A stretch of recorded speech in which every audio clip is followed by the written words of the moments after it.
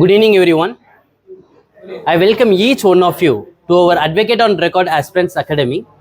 With respect to the topic, very important topic, 35th and 36th lecture.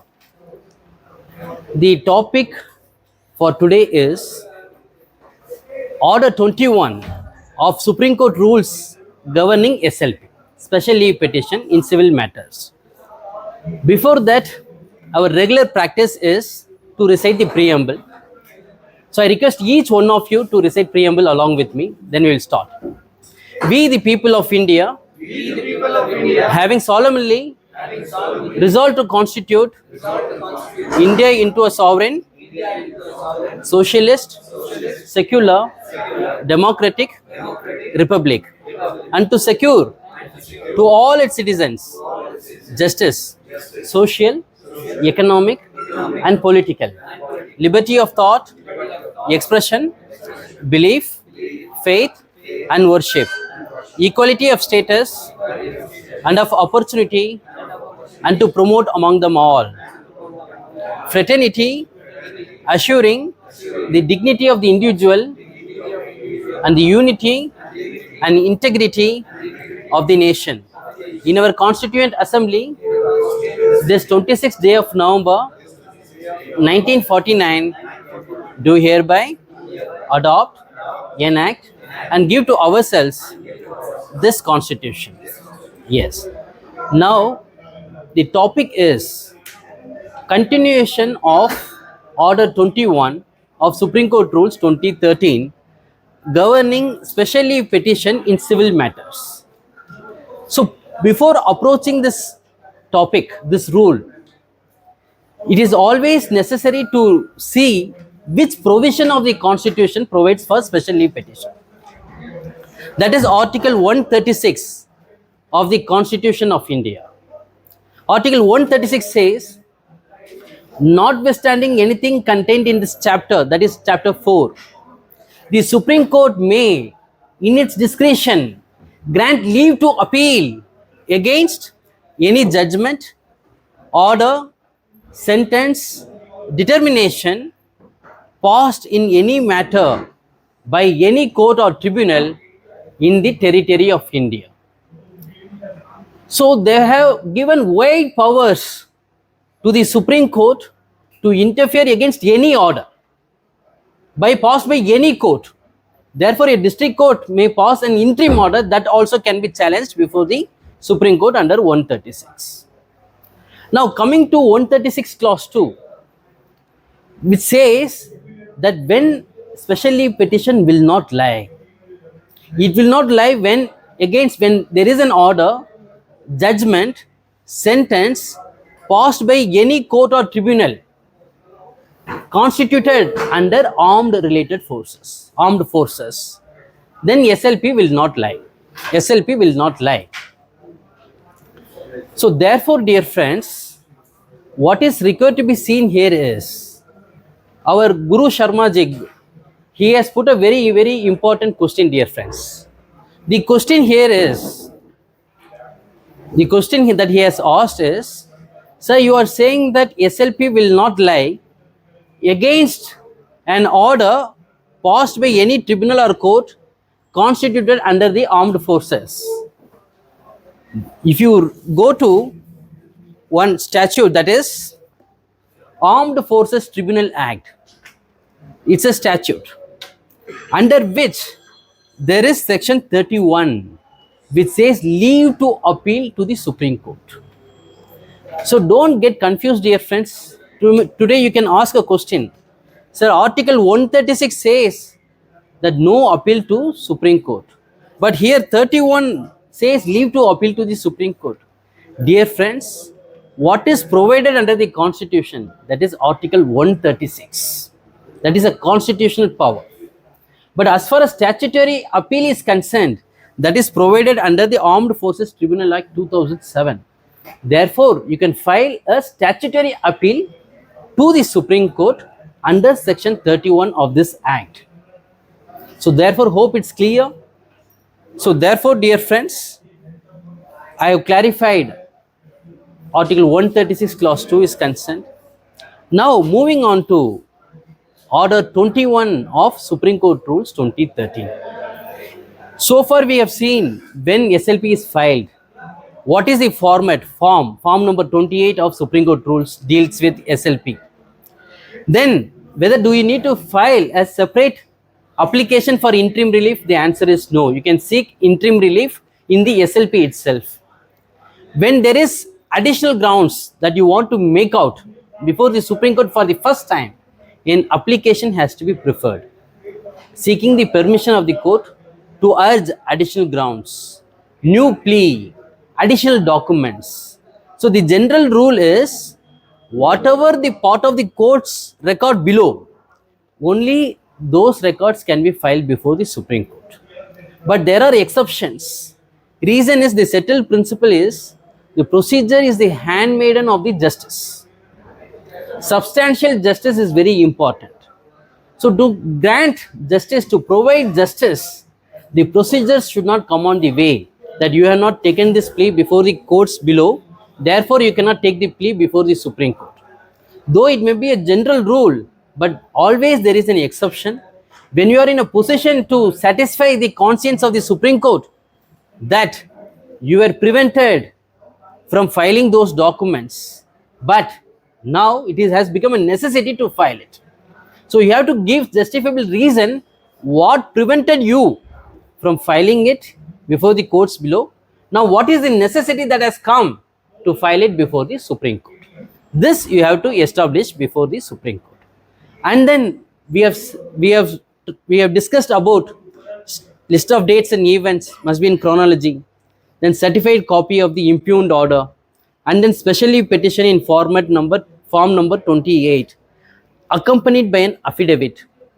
Then annexes documents that is to be numbered also, paginated also. It cannot be filed collectively, it has to be filed independently, and you have to give name to each annexure, annexure 1, annexure 2, annexure 3 and so on.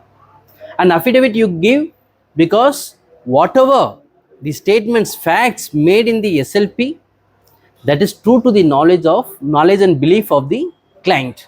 So he is made accountable. So affidavit is filed. Now moving on to the further provisions, dear friends, what happens?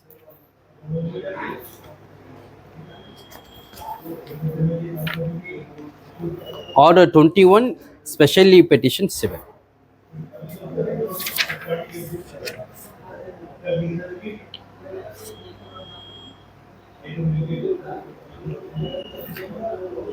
Dear friends, now let me directly move on to very important questions.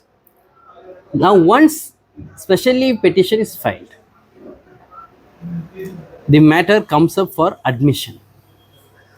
So whereby other side will not be there unless and until he has filed a caveat.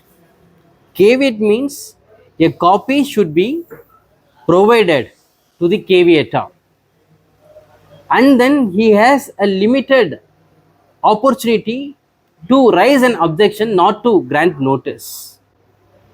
So nothing should be decided at his back. So if a caveat is filed, copy of the petition will be served and he will be intimated about the date of hearing also. So he gets an opportunity to object even for the issuance of the notice. This is one stage where caveat has been filed. In another stage, no caveat is filed. So other party, our opponent will not be there. So a petitioner files a special leave petition and it is coming for ex parte in the absence of the other side. What is to be done by the Honorable Supreme Court? Honorable Supreme Court may dismiss the matter. That is one possibility. Once the matter is dismissed in the absence of the other side, but order has to be intimated to the other side. Number one. If notice is issued, then it is a duty of the petitioner to serve the notice on the respondent. And now, after granting of leave, now let me tell you the provisions when party not represented, legal aid given. Now I am reading, dear friends, Order 21, Rule 11. On the grant of special leave, the petition for special leave shall, subject to the payment of the additional court fees, be treated as the petition of appeal and shall be registered and numbered as such. The provisions contained in Order 19 shall, with necessary modification and adaptations, be applicable to appeals by special leave, and further steps in the appeal shall be taken in accordance with the provisions therefore, provided that the respondent has been served with a notice in the special leave petition or had filed affidavit or had taken notice. No further notice is required after lodging of the appeal. Now, special leave petition means we are seeking the permission, seeking the leave of the court that it is a fit case, grant leave to appeal. So once leave is granted, the special leave petition civil matter will become civil appeal. So therefore, dear friends, it becomes a civil appeal, and already respondent was already a party to the SLP. So therefore, no need for further notice to the other side. Now, what are the record of the appeal consist of? For example, in special leave petition, we file all the necessary documents. Other side also will file his counter affidavit to the SLP. No difficulty. Why? There is a need for the Honorable Supreme Court to call for the records of the trial court as well as the High Court. Reason is, we file only the material documents. At times, the Honorable Supreme Court wants to peruse the entire records to have a complete knowledge about the facts. So once leave is granted, the Honorable Supreme Court at its discretion may seek the entire records of the courts below. Now, I am reading Rule 13 of Order 21, which says, now leave is granted. At the time of granting leave, the Honorable Supreme Court judges might know that this is a very, very short question of law is involved. This may take only 2 hours time. So therefore, they should indicate in the order itself, this is an SLP leave granted matter, but it may take only 2 hours or 3 hours. Therefore, that has to be recorded in the order itself at the time of granting leave. What is the need for recording all this? It will be put up before the Chief Justice of India to constitute appropriate bench where these matter can be disposed of at the earliest. So therefore, there will be a separate register will be maintained. Based on that register, register will be submitted to the Honorable Chief Justice, and Honorable Chief Justice will constitute appropriate bench to decide these matters where it consumes less time.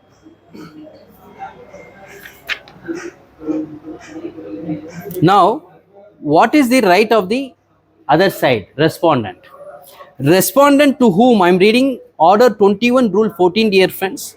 Respondent to whom a notice in the special leave petition is issued or who had filed a caveat shall be entitled to oppose the grant of leave, interim orders without filing any written objections. A caveator, once he files a caveat, I said he will get the opportunity in the court. What sort of opportunity? He will not file written objections at that point of time. See, he shall be entitled to oppose the grant of the leave, or even if the stay is going to be given, he can even oppose for the grant of interim stay, interim orders without filing any written objections. He shall also be at liberty to file his objections within 30 days. The time limitation is given, and how his counter affidavit has to be. In his counter affidavit, he will deal with the grounds in the opposition to the question of law or grounds set out in the SLP, and may produce such pleadings and documents filed before the court, tribunal, against whose order the SLP is filed, and shall also set out the grounds for not granting interim order or for vacating interim order if already granted. So therefore, dear friends, it is not necessary that he has to file a separate application for vacating the stay or for vacating the interim order. In his counter affidavit itself, he can seek the relief of vacating the interim order. But that is only the option. He may file a separate application also. Otherwise, he can seek in the counter affidavit also. Do we need to file separate application for vacating interim order? The answer is no. But if he wants, he can file also. Option lies with the advocate on record. If respondent wants to produce any document which was not part of the records in the courts below, then what should he do? He shall file an application seeking permission of the court to produce such documents, setting out the reasons. See, this is what I said, dear friends, setting out the reason as to why it was not produced in the courts below, as also the necessity of producing it before the court. So when a counter affidavit is filed, but respondent wants to file some additional documents which was not part of the courts below, some new documents that he wants to introduce, he can do so with the leave of the court. Only thing is, he has to say that what prevented him from filing it, and now what is the necessity to file it. Now 15, the provisions, and moreover, dear friends, in under order 21, rule 14, sub rule 4, which says, when there are list of dates and events given by the petitioner, but according to the respondent, he believes that those list of dates and events are inaccurate, what should he do?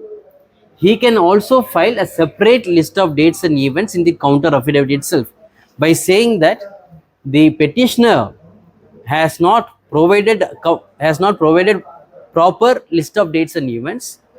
Therefore, the present list of dates and events are narrated by the respondent.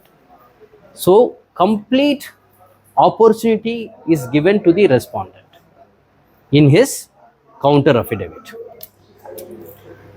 Now, I said this is order 21, rule 15.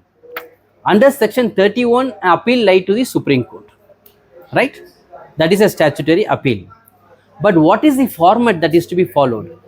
The format that is to be followed is as per order 21 only, right? Order 21 of the Supreme Court rules deals with format for special leave petition also, as well as applies to the statutory appeal provided under section 31 also. So therefore, dear friends, we have successfully completed the entire order 21 of Supreme Court rules. So I request each one of you to follow those series of videos governing special leave petitions order 21, read with order 1 or read with article 136 of the Constitution of India. That will give a clear picture. This is not only important for our AOR examination, but also for our everyday practice. So with this, dear friends, thank you so much.